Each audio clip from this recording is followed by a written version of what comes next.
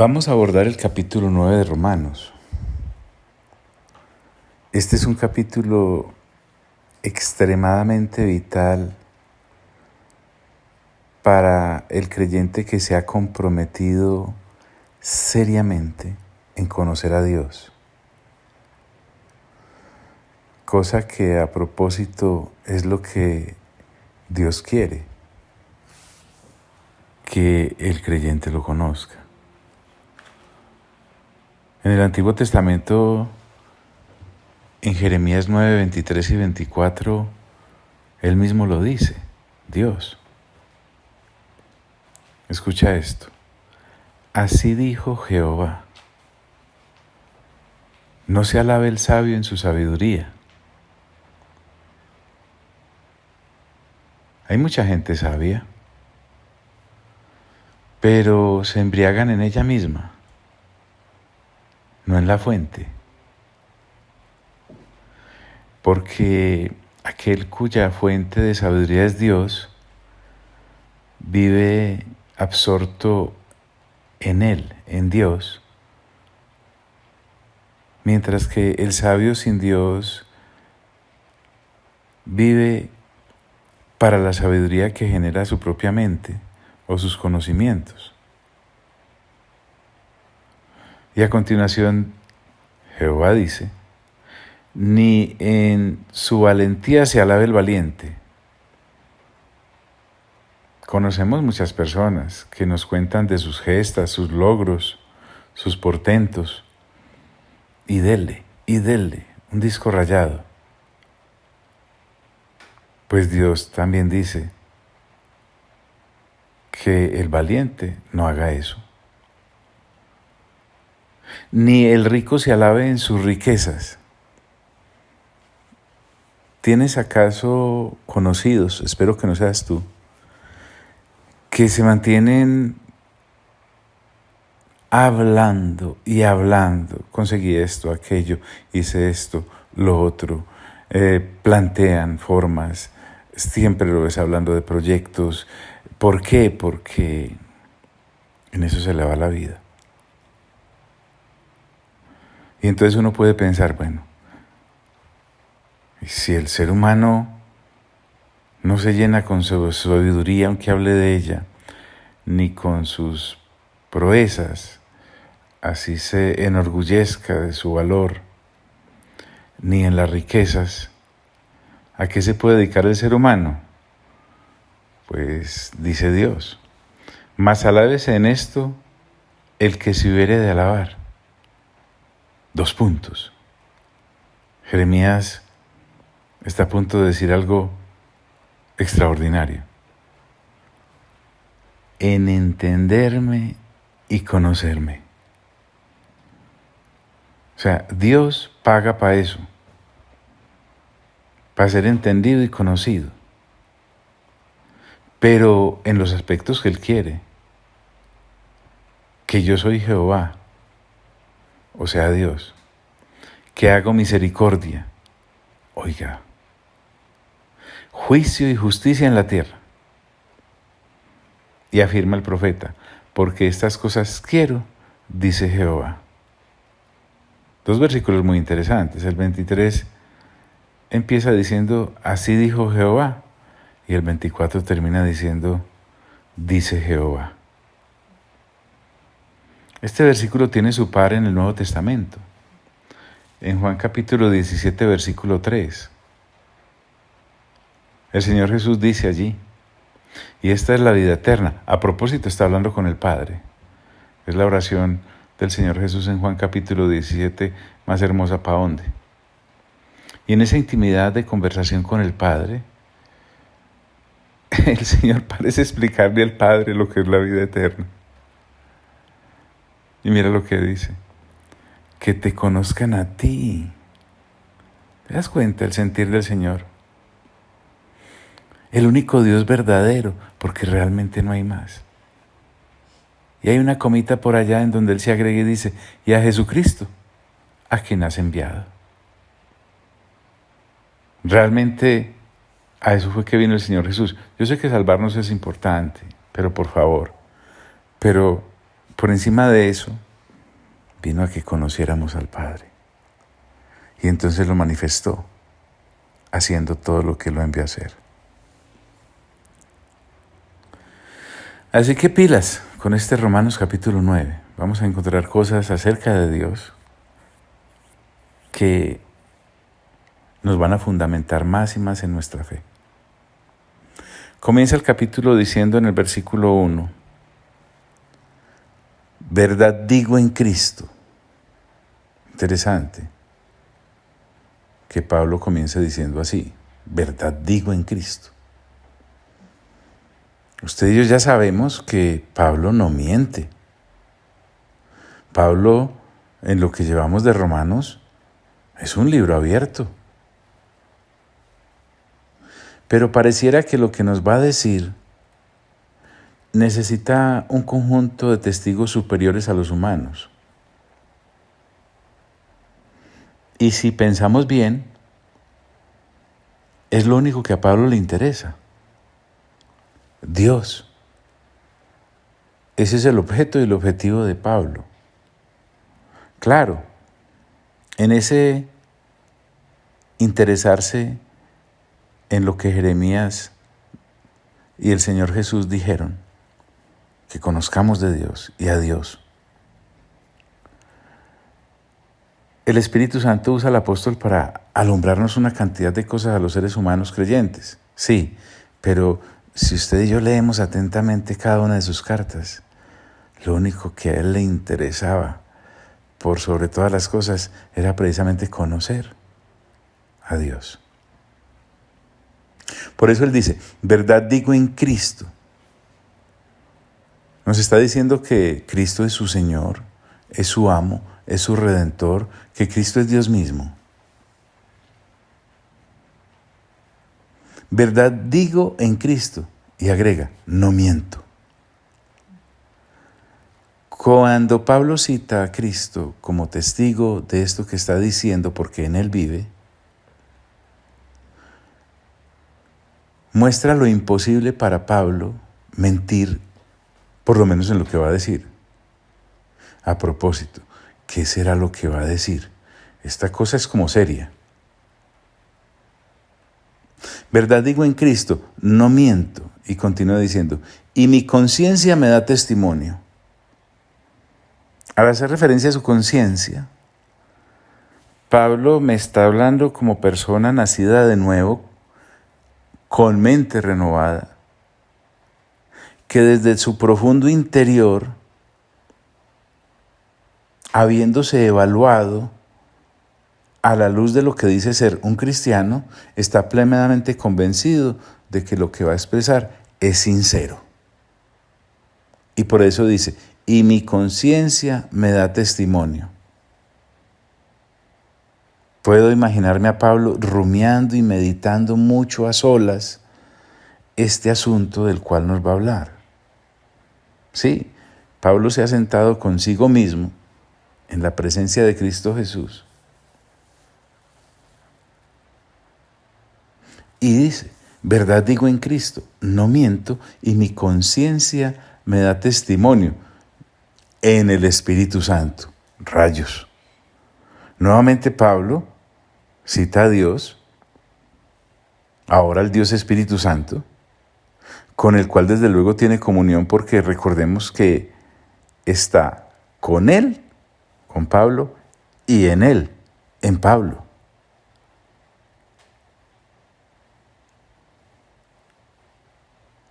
¿Qué será lo que nos va a decir?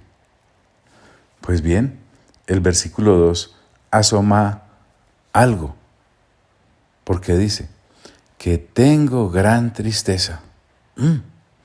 Pablo está compungido. El apóstol, desde sus mismas entrañas, siente esta tristeza.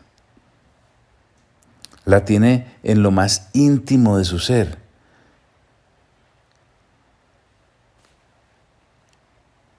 Y agrega que además de que tiene gran tristeza, ojo, y continuo dolor en mi corazón.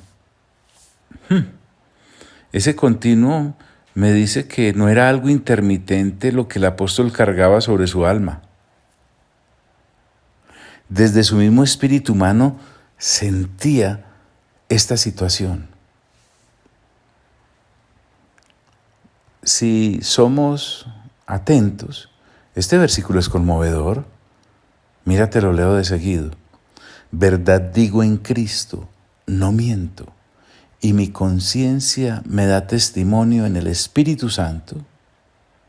Y ahora dice el versículo 2, que tengo gran tristeza y continuo dolor en mi corazón. Pero ¿qué será esto que aflige tanto al apóstol? Aquel que haya tenido tristeza en su alma, en su corazón, puede quizá contemplar un poco lo que Pablo está diciendo. Pero es que el versículo 3 lo deja uno más desarmado aún, porque mira lo que dice. Porque deseara yo mismo ser anatema. Pablo aquí me está diciendo que él no está deseando arriesgar algo temporal por este asunto que su corazón tiene como peso. Pablo no está diciendo, yo arriesgaría el carro, es más, y la casa, o dejaría de lado ese viaje de vacaciones, o invertiría ese dinero mejor en esa situación, o arriesgaría mi posición social, la misma salud que es tan preciada, o quizá una promoción humana. No, Pablo está hablando de él como él. Y dice de manera asombrosa, porque desearía yo mismo ser anatema. Pablo está diciendo esto desde su gemir espiritual. No podemos escaparnos del contexto. En Romanos capítulo 8, Pablo ya había dicho en el versículo 26 y el 27, una situación como esta. Dice, de igual manera, el Espíritu nos ayuda en nuestra debilidad, porque no sabemos orar como es debido. Pero el Espíritu mismo ruega a Dios por nosotros con gemidos que no pueden expresarse con palabras. Y Dios, que examina los corazones, sabe qué es lo que el Espíritu quiere decir, porque el Espíritu ruega conforme a la voluntad de Dios por los de su pueblo santo. A propósito, estoy usando la versión Dios habla hoy para estos comentarios. Porque deseara yo mismo ser anatema. Entonces, Pablo es un hombre sincero, compungido, que en la presencia del Espíritu Santo, en Cristo como testigo y con su conciencia debidamente analizada, dice, tengo una gran tristeza y un continuo dolor en mi corazón. Es más, yo mismo deseo ser anatema.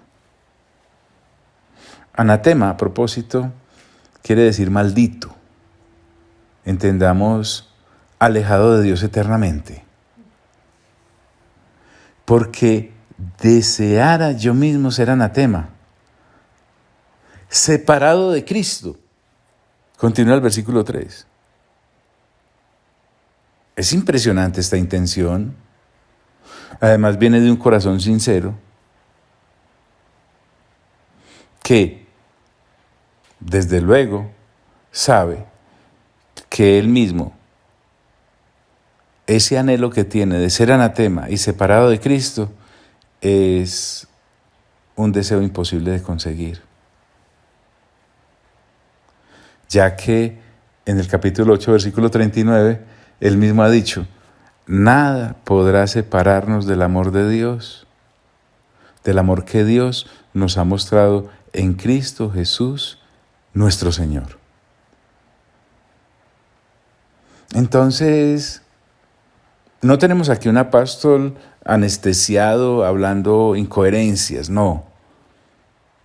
está siendo íntimo con sus lectores.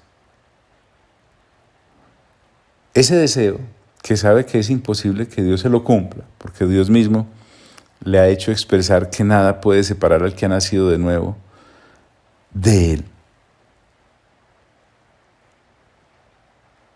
Lo lleva a Pablo a expresarse de esta manera, pero no lo hace como un loco a la deriva. No. Es que realmente él siente la situación. Porque deseara yo mismo ser anatema separado de Cristo. Y aquí viene, por fin el motivo. Por amor a mis hermanos. Este sentir que Pablo tiene es movido por el ágape mismo. Nada más.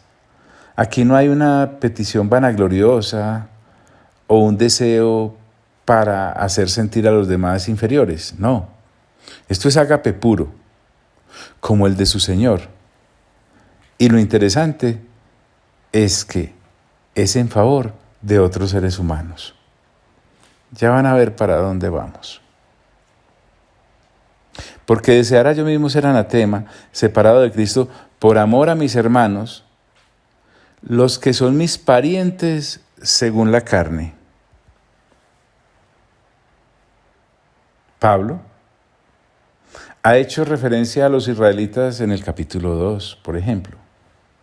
Pero ahora, en este capítulo, hablará profundamente de lo que siente por su pueblo, por su etnia, por los israelitas, por los judíos. Los que son mis parientes según la carne, que son israelitas. Pablo, tal vez sin intención, nos va a enseñar, ojo a lo que voy a decir, que una persona que ama profundamente a Dios también tendrá que amar profundamente a las personas. Usted me dirá, pero se puede amar al uno y no a los otros. Sí, claro, de poderse. Pero entonces estaríamos ante unos creyentes desalmados que están prefiriendo sus gustos a lo que las Sagradas Escrituras nos enseñan. ¿No? Es interesante. Y es que antes de continuar con lo del capítulo, de verdad he tenido el sentir de que el Espíritu Santo quiere que hagamos un alto en el camino con estos 3 o 4 versículos de introducción. A ver, John, desmenúceme un poquito la cosa. Abrámosla entre los dos. Estamos hablando de ese sentir que el apóstol tiene de carga y de peso por sus hermanos israelitas, cosa que ya ha demostrado por los gentiles. Si usted observa, ojo pues, no se vaya a sentir excluido del amor de Pablo, porque resulta que desde el capítulo 1 hasta prácticamente este capítulo 9 de lo que llevamos, no nos ha mostrado sino su dedicación a lo que el Señor lo mandó allá en Hechos, a llevarle el evangelio a los paganos, a los gentiles, a los que por fuera estábamos del todo.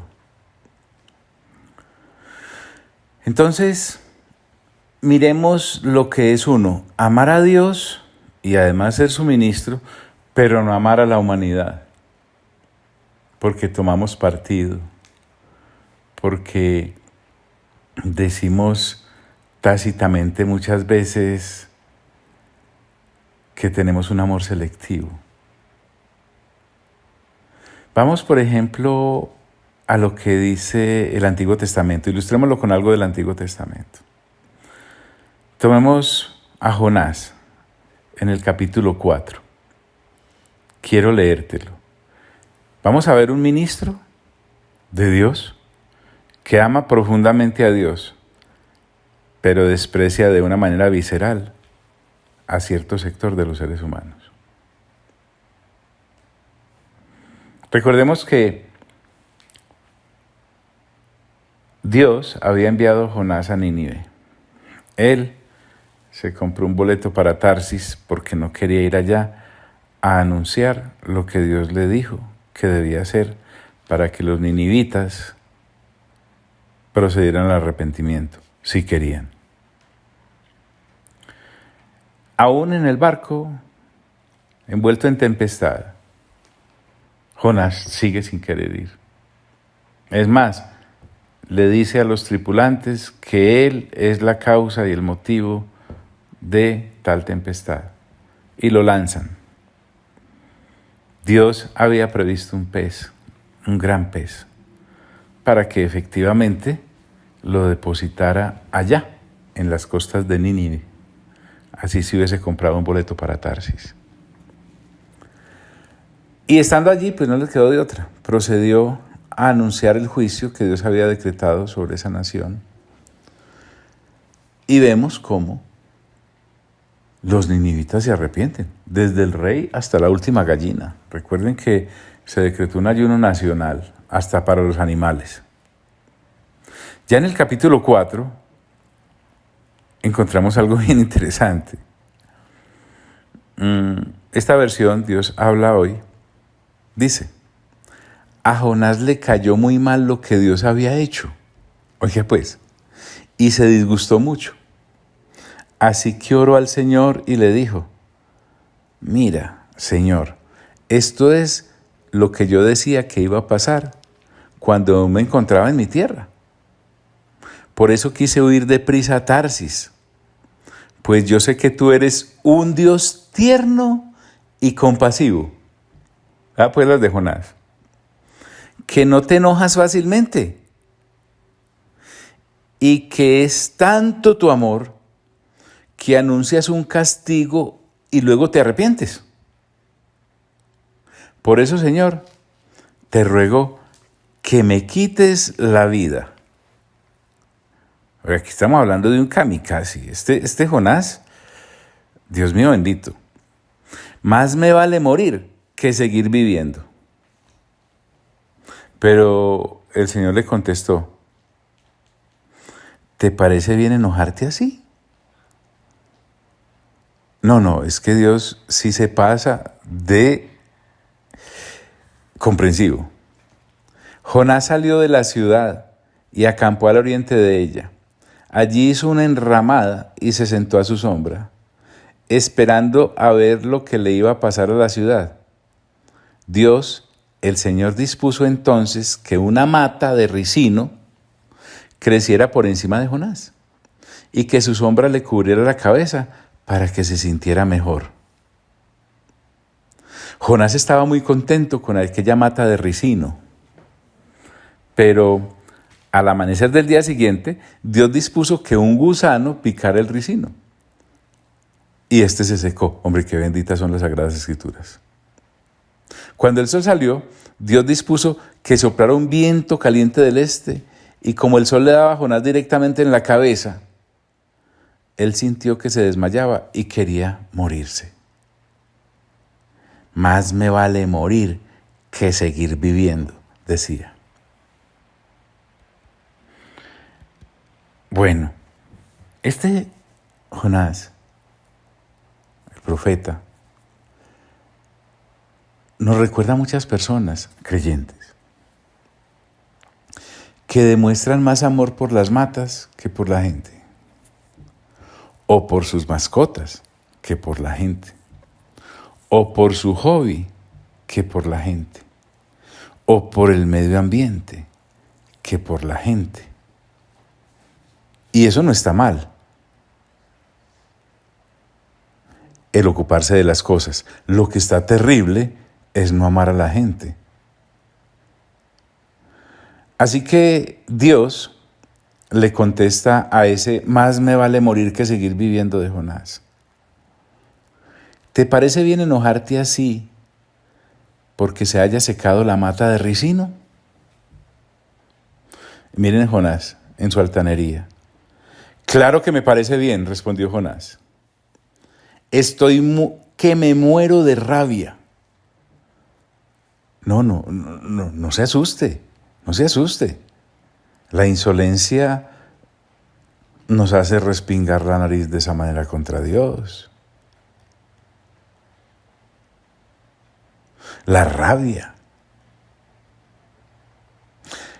Pero el Señor no se altera y le dice, entonces el Señor le dijo, y aquí es donde viene, tú no sembraste la mata de ricino, una calabacera, dicen otras versiones.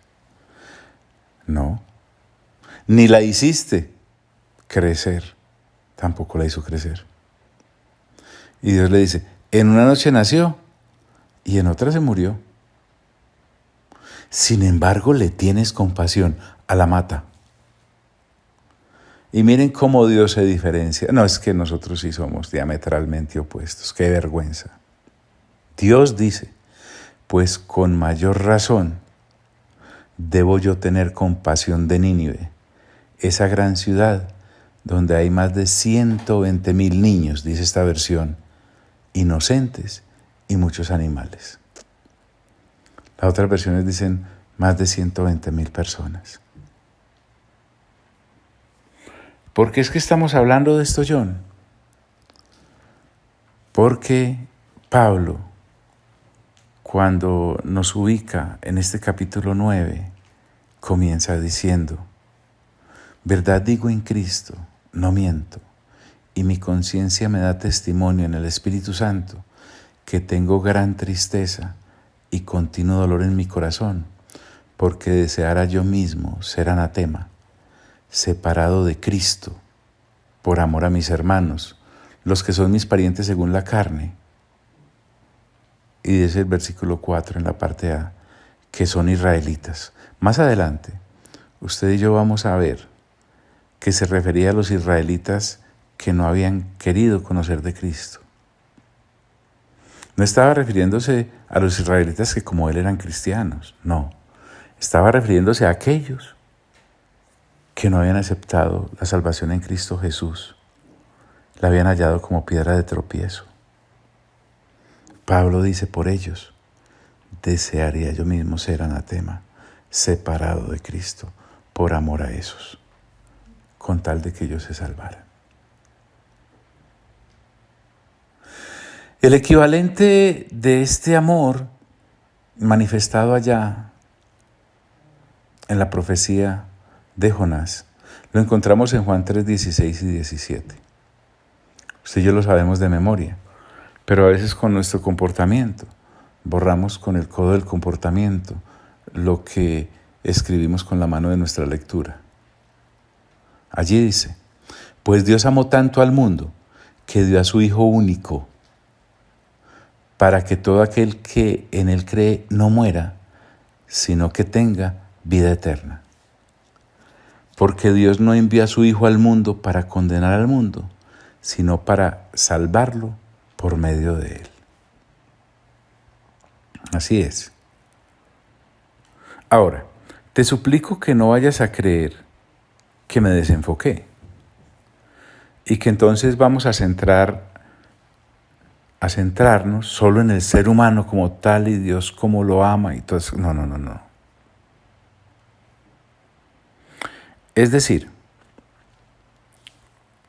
si animamos un poco más nuestro corazón a leer las Sagradas Escrituras, leemos, por ejemplo, en Romanos capítulo 5, para usar el mismo escrito de Romanos, para ilustrar lo que aquí Pablo nos está dando a entender.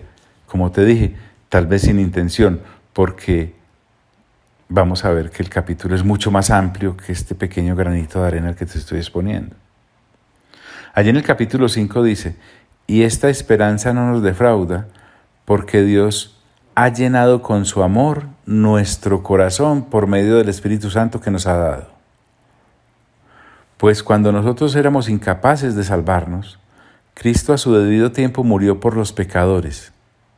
No es fácil que alguien se deje matar en lugar de otra persona, ni siquiera en lugar de una persona justa, aunque quizá alguien estaría dispuesto a morir por una persona que le haya hecho un gran bien.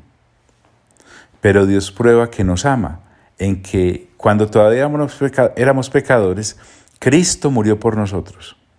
Y ahora, después que Dios nos ha hecho justos, mediante la muerte de Cristo, con mayor razón seremos salvados del castigo final por medio de Él. Porque si Dios, cuando todavía éramos sus enemigos, nos reconcilió consigo mismo mediante la muerte de su Hijo, con mayor razón seremos salvados por su vida, ahora que ya estamos reconciliados con Él. Y no solo esto, sino que también nos gloriamos en Dios mediante nuestro Señor Jesucristo, pues por Cristo hemos recibido ahora la reconciliación. Solo ilustro porque no me puedo quedar ahí. Entonces te digo, desde luego que hay un propósito eterno de parte del Padre. No me estoy perdiendo, estoy bien enfocadito. Sé que Él quiere una familia, el Señor Jesús un cuerpo para suministrar a esa familia y el Espíritu Santo un templo para que esa familia sea con el mismo carácter del Señor Jesús. Pero lo que deseo enfatizar es que ese propósito de Dios no es algo mecánico, sin vida, ausente de amor divino. Por el contrario, nos muestra que al incrustarnos dentro de su propósito, lo hace de una manera totalmente agaposa. O sea, el amor incondicional de Dios por la humanidad que creó allá en Génesis, capítulo 1, 2, es el mismo que sigue sintiendo ahora por toda la humanidad. Él no hizo y procedió a la creación del ser humano como muñecos, autómatas, robots. No, Él fue motivado en ese propósito eterno que tiene, que viene desde antes de la fundación del mundo, como ya lo hemos visto en el capítulo 8, por el ágape. Y lo que estamos enfatizando ahora es que ese mismo ágape que hay en el Padre por la humanidad es el ágape que debe existir en todo cristiano. Sí, así como te lo digo. Es necesario que usted y yo, antes de seguir pregonando que somos creyentes, examinemos qué tan creyentes somos en esta área. Porque lo que Dios quiere es que manifestemos lo que Él nos ha manifestado, ese eterno ágape, por la humanidad. No solo por los cristianos, porque entonces estaríamos formando el club de los creyentes que se aman, pero que odian a aquellos que no lo son. Entonces te recuerdo las palabras que ya dije. Pablo, tal vez sin intención, nos está enseñando que una persona que ama profundamente a Dios también tendrá que amar profundamente a las personas. Porque si no es así, estamos desatendiendo a lo que las Sagradas Escrituras nos enseñan. Amado Padre Celestial, gracias por este refrigerio. Amado Señor Jesús, gracias por esta porción. Amado Espíritu Santo, gracias por darnos este alimento, porque de nada valdría que nos ufanáramos del conocimiento acerca de tu propósito, amado Padre, si olvidamos que el aceite que mueve este engranaje es el ágape. No existe entonces tal creyente de carácter profundo que odie a la gente y diga amarte a ti. Así como dice el apóstol Juan por allá en una de sus cartas, que si yo digo que te amo a ti, pero odio a mi prójimo, al que veo, ¿cómo puedo decir que te amo a ti, a quien no he visto? Entonces a los tres sea toda la gloria, la honra y el honor por los siglos de los siglos de los siglos. Y por favor háganos entender que sea creyentes o no, los seres humanos deben recibir de parte de los creyentes el ágape. Señor, que nosotros podamos tratar con la misma docilidad que lo hiciste tú a las personas que están afuera de Cristo como las que están ahora con Cristo. Y quítanos todas esas aristas que nos hacen toscos, hoscos, huraños, incómodos hacia los demás. Quítanos toda esa acepción de personas que hacemos y lo que estamos gritando dentro de nosotros mismos es: si yo no soy capaz de manifestar el ágape que digo haber recibido de ti, es un síntoma inminente de que estoy necesitado de ágape. A ti sea entonces toda la gloria, amado Padre, todo el honor, Señor Jesús, y toda la honra, Espíritu Santo. Amén y amén.